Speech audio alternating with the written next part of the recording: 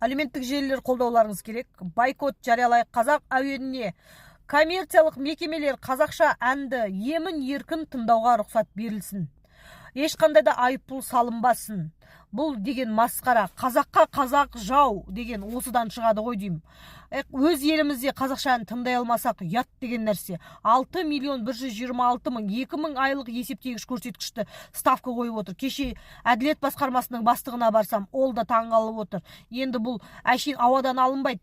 Қайсысына сенерімізді білмейміз, бірақ мен сізден сұранам. Мына өкіметтен пайда жоқ. Әкімнің алдына да бардым, әділет басқармасының бастығына да бардым, бірақ сіздерден қолдау күтем. Қазақша ән Қазақстанда тұрып, қазақша ән тыңдалсын. Бойкот жариялауға көмек беріңіздер. Маған мүмкіндік жалғыз адамның үні шықпас, менің бір өзім шамам келмей жатыр. Бәлеқор сен сияқты бәлеқор емеспін дейді. Бәлеқор болам деп болмайды екен адамдар, болғызады екен.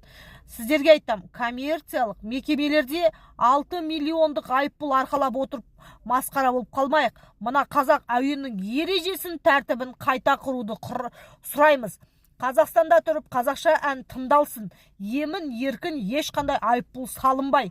Құрметті әншілер, әндеріңді қорғайсыңдар ма? Айтпай-ақ қойыңдар. Халықтың арқасында сендер әнші, халық әншісі болып жүрсіңдер. Бұл дегенің масқара ұят. Өз-өзімізге жау болғандығымыз.